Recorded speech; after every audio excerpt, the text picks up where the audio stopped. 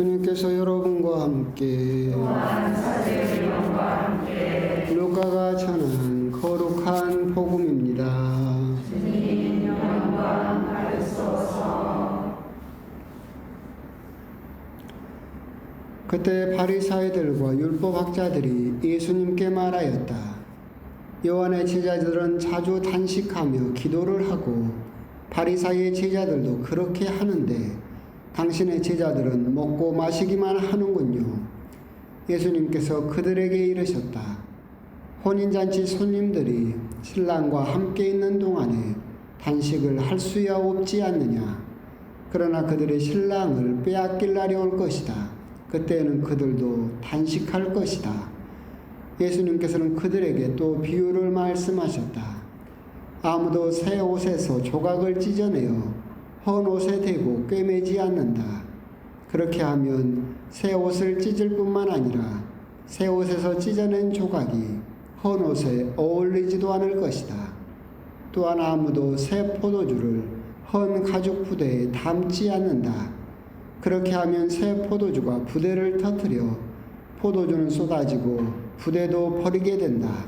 새 포도주는 새 부대에 담아야 한다. 묵은 포도주를 마시던 사람은 새 포도주를 원하지 않는다. 사실 그런 사람은 묵은 것이 좋다라고 말한다. 주님의 말씀입니다. 그리스도님 참여합니다. 참 예수님, 비가 오고 그렇습니다. 또 한 주간 고생하셨고 오늘도 또 고생하셨고 그래도 내일은 또 주일이니까 조금 한숨 돌릴 수 있는 그런 시간이지 않는가. 뭐 재미난 거 있으십니까? 없어요? 저도 없어요. 그럼 복음 이야기를 합시다. 오늘 역시도 이제 예수님에게 바리사이들이 들고 와서 또 단식에 대한 문제로 예수님에게 시비를 걸고 있죠. 지난 주일에 제가 말씀드렸던 것처럼 바리사이나 율법학자들이 율법을 그렇게 세부적으로 세세하게 나눈 이유는 그걸 이제 쉽게 말한다면 거룩함의 계량화라고 그랬죠. 그건 이제 다른 책에서 나온 것이 아니라 제가 묵상하다 만들어낸 말인데 대단한 말을 만들어냈어요. 거룩함의 계량화. 즉 거룩함을 측정할 수 없었는데 이것을 세부적인 항목으로 만듦으로써 거룩함을 서로 이제 비교할 수 있게 됐다라고 생각을 하고 이 비교는 결정적으로 이제 사람들 사이에 서열을 가져오게 되죠. 결국 이 바리사이 역시도 오늘 율법학자들과 함께 예수님에게 시비를 거는 것도 단식을 통해서 다 자기들이 더 거룩하다라고 하는 것을 지금 이제 드러내기 위해서 예수님께 시비를 거는 거죠. 이스라엘 사람들은 원래 율법에는 1년에 한 번 단식하도록 되어 있습니다. 그래서 여러분도 뭐 들어보셨던 분은 있지만 대속죄일이라고 해서 욤 키푸르라고 하는 날입니다. 이 1년에 한 번 마치 우리의 제수요일 같은 날, 1년에 대대적으로 회개하고 죄를 씻는 대속죄일에 단식을 하도록 되어 있었습니다. 그런데 이것을 이제 유배 이후에 사람들이 점점 늘리기 시작해서 1년에 4번으로 단식을 늘립니다. 그리고 나서 예수님 당시에는 이제 율법학자들이나 바리사이들이 이걸 더 파격적으로 늘려서 일주일에 2번 단식하는 걸로 그렇게 늘리죠. 그래서 일주일에 2번은 이스라엘 사람들은, 유대인들은 월요일과 목요일에 단식했다라고 그랬죠. 목요일은 모세가 시나이 산에 율법을 받으러 올라간 날이 목요일이다 라고 믿었고, 십계명을 받아서 내려온 날이 월요일이다 라고 믿었기 때문에 모세가 십계명을 받아서 올라가고 내려온 날, 그래서 일주일에 2번이나 단식을 하게 됩니다. 근데 이건 생각을 해보면 일주일에 2번이나 단식하게 되면 율법에 굉장한 세분화죠. 그러잖아요. 그러면서 이제 거룩함을 측정할 수 있게 된 거죠. 율법에 따라 한 번 단식하는 사람, 1년에 4번 단식하는 사람. 근데 나는 일주일에 두 번이나 단식하는 사람이라고 구분을 지을 수 있게 되고, 이 부분에 대해서 이제 예수님께서 꾸중을 하시는 겁니다. 왜 그러시냐라고 한다면, 구약에서부터 시작하는 단식의 본래적인 의미, 이사야서를 보더라도 하나님께서 원하시는 단식은 이것이다 라고 하면서 하나님께서 선포하시는 단식은 너희의 양식을 헐벗은 사람들에게 나누어 주는 것, 그것이 내가 바라는 단식이다. 즉 구약 성경에서부터 하나님께서 우리들에게 가르쳐 주셨고, 예수님께서도 말씀하신 단식은 그저 굶는다는 행위의 목적이 있는 것이 아니다. 굶음으로써 그것을 다른 사람들에게 나누어 주는 자성과 연결이 되어야만 그 단식은 의미가 있는 것이고 하나님께서 원하시는 단식이 되는 거죠.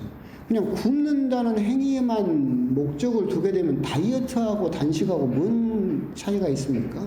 아무 차이도 없겠죠.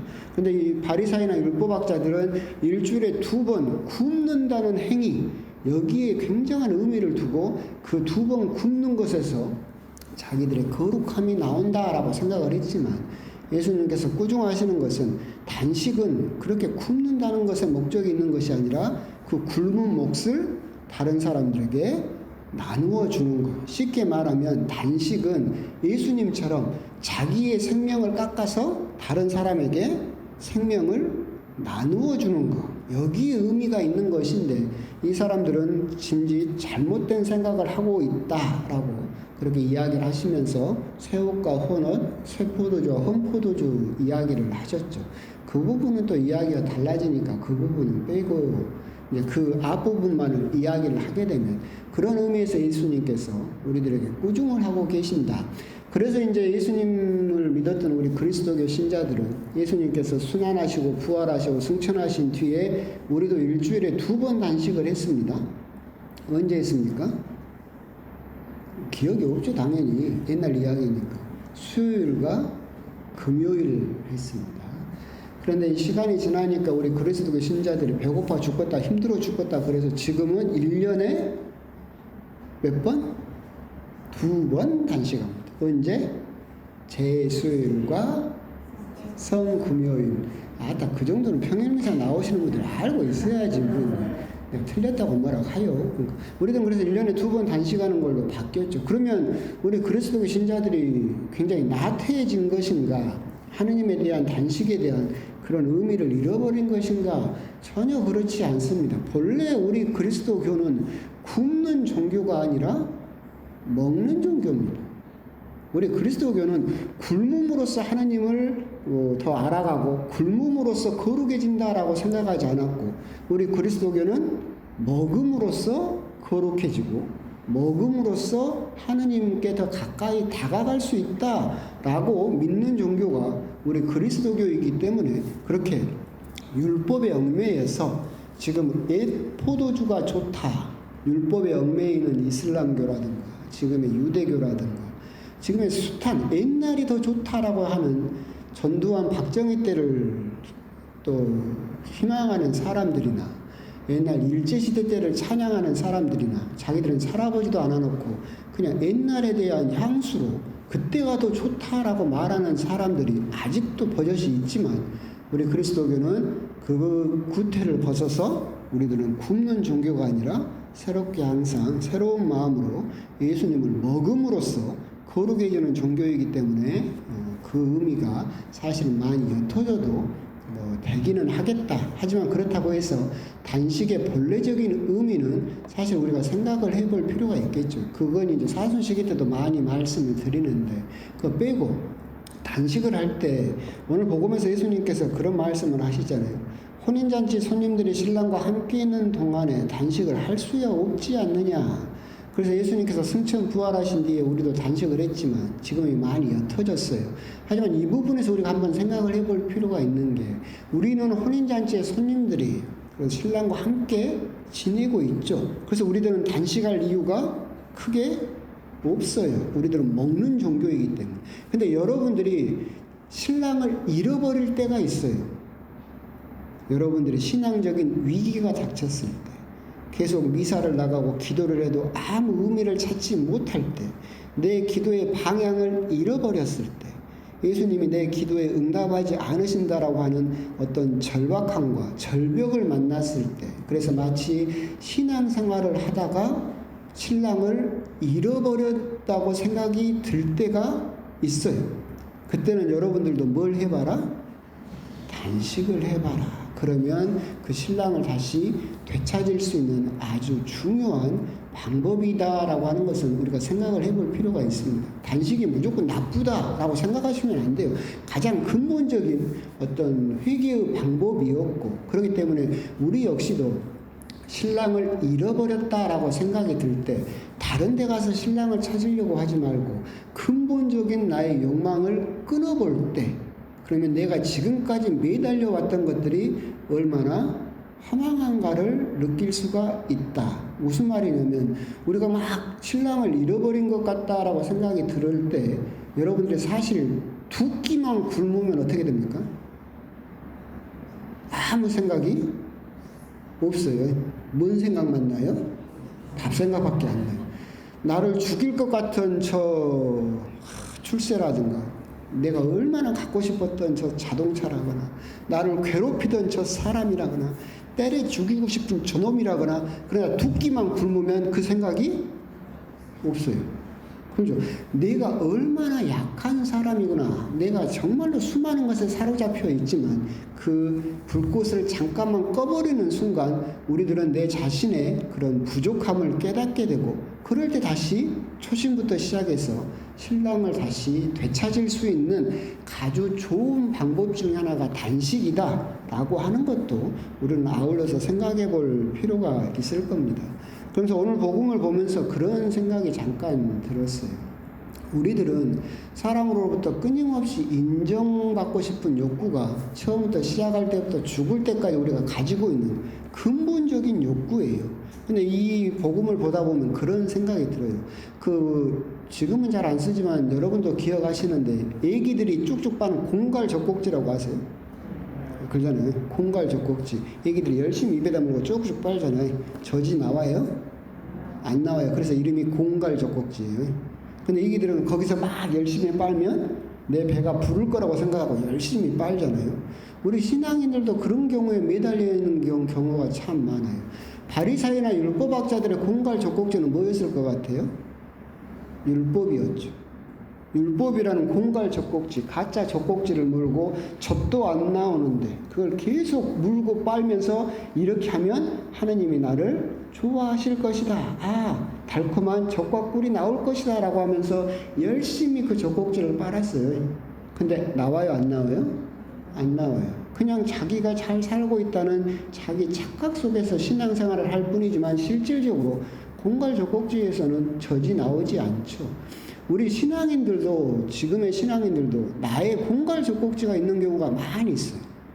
나는 열심한 신자이고 열심히 하느님을 믿는다. 이것만 열심히 하면 하느님께서 나를 좋아해 주실 것이다 라고 하면서 젖도 안 나오는 공갈 젖꼭지를 물고 열심하다라는 착각 속에서 신앙생활을 하는 경우가 참으로 많이 있을 수 있다. 오늘 그 부분을 보면서 율법학자들이 그리고 바리사이들이 끝내 실질적이지도 않고 구원을 가져다 주지도 못하는 그런 율법에 매달려서 그것만이 전부인 것처럼 매달려 있는 그 모습을 예수님께서 꾸중하셨던 것처럼 우리 역시도 그것만이 전부이다 라고 생각하고 매달려 있는 공갈 젖꼭지가 있을 수도 있다. 그 부분을 봤을 때 오늘 실질적으로 예수님께서 하신 말씀을 곰곰이 묵상을 하면서 그런 미망에서, 그런 헛된 꿈에서 좀 깰 필요가 있겠다. 그런데 중요한 것은 신부로 살면서 그런 건 있더라고요.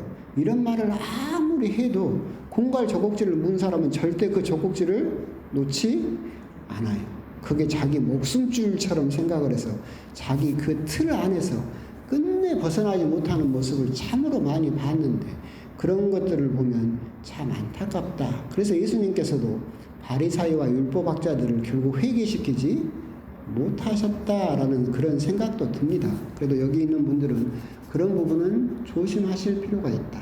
젖도 안 나오는 헛된 신심행이라든가 헛된 믿음이라든가 헛된 교리에 매달려서 그걸 가지고 자기 목숨줄인 것처럼 매달려 있는 공갈 젖꼭지가 우리들에게도 하나씩 있을 수 있다라는 그런 경각심, 그런 경고는 우리들이 가질 필요가 있겠다라는 그런 말씀을 드리고 싶습니다. 아멘.